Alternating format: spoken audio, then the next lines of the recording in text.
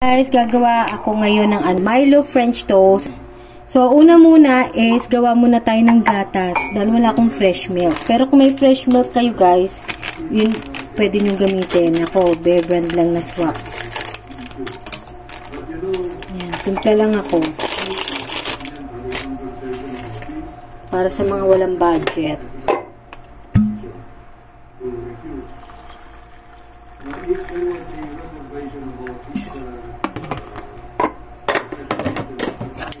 Kung nakaka-LL kayo sa buhay, pwede ng fresh milk.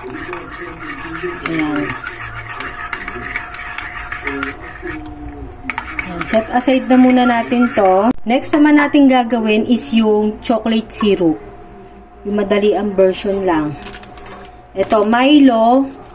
Pero kung meron kayo yung sweetened cocoa, pwede rin yun guys. Milo. Pag sweetened cocoa yung ano nyo, kahit huwag na kayo mag-add ng asukal. Kasi matamis na yung... Ako maglalagay ako kasi hindi naman masyadong matamis ang Milo. Pero kung para sa inyo matamis na yung Milo at ayaw nyo na matamis, pwede nyo na yung skip yung asukal. Pero kung magdadagdag ako ng 1 tablespoon na sugar. Tapos maglalagay tayo ng... Bawas na lang ako dito sa gatas. Bawas na lang tayo dito. Ayan. Paunti-unti lang lagay para kasi kailangan medyo malapot-lapot siya ng konti. Ayan.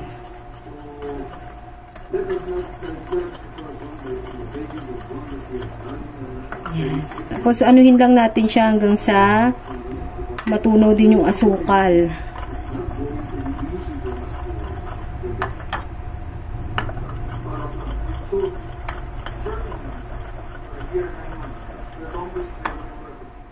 Yan. Yan, diba? Medyo malapot-lapot siya. Yan, okay na yan. Set aside muna natin.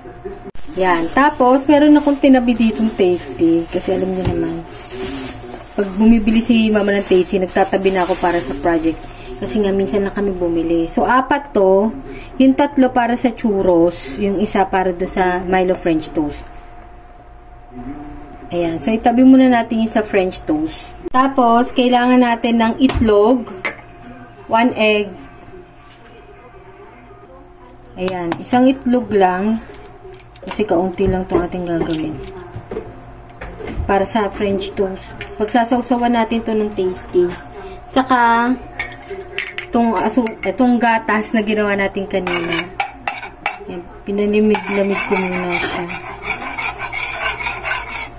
Kasi mainit kanina. So, ayan. Diyan natin isasawsaw yung ating mga tasty.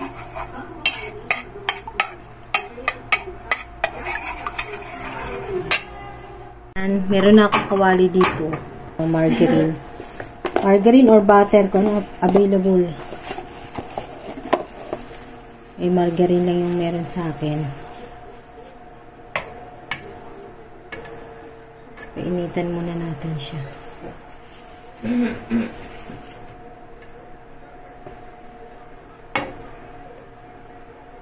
Yan. Yan. So, ano ba yan?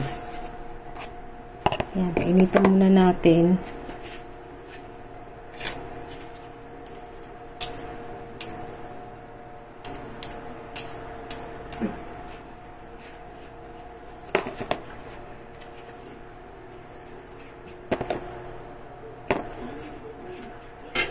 Tapos, habang pinapainit pa natin, sasawsaw natin dito yung tasty. Yung tasty. Yan, ganyan. Sasawsaw.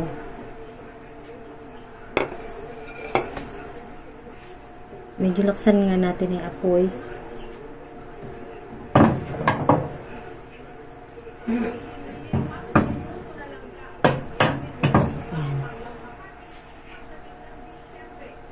So, ilagay na natin yung tasty dyan.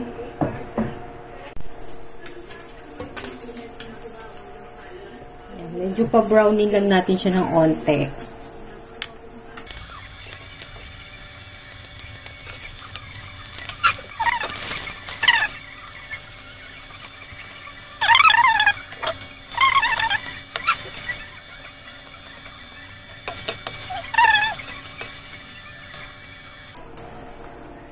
Ayan, pwede na yan guys. Patay na natin.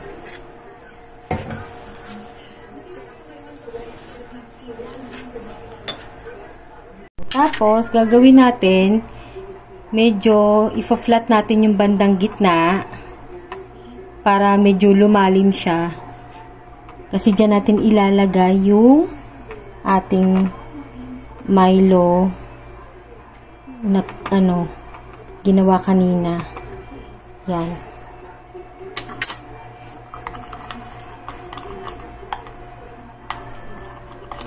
Ayan.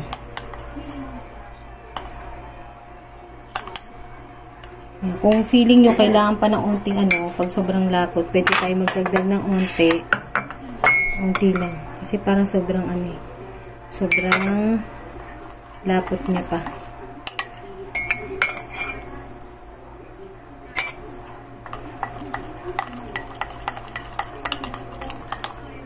Yan. Pwede na to. Yan. Yan. Tapos, maglalagay lang tayo dito sa gitna. Yan. Tapos, magtira lang kayo ng onti para sa dip ng churros mamaya.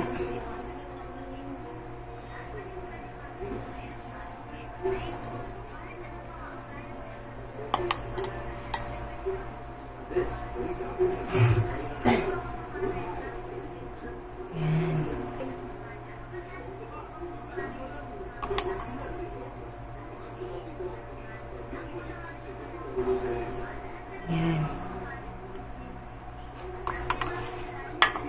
Pwede ng ganyan, pero kung gusto nyo pang i-level up, pwede natin lagyan ng kokwa sa ibabaw. Nakalimutan kong kasi magtabi kanina. Dapat nagtabi pala ako ng Milo, pang dust. Pero pwede na yan guys, kaya lang para lang maganda yung presentasyon. May kokwa ko dito. Kasi itong kokwa ko yung unsweetened. Idadust lang natin siya.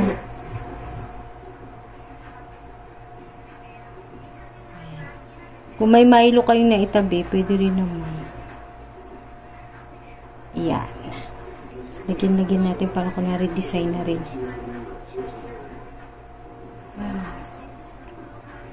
Paligid.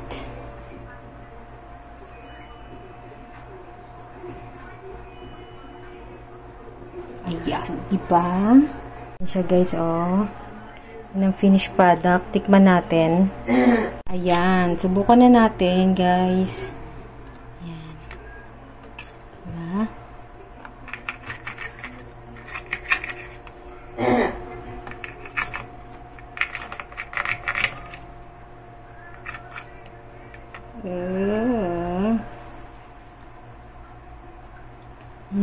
Ang sarap.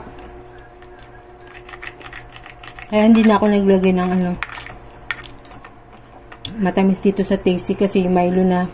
Sa Milo naman gagaling yung tamis. Ang sarap guys.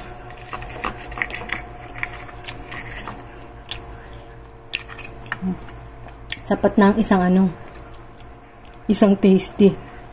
Baka sumobra na kayo. Ang sarap.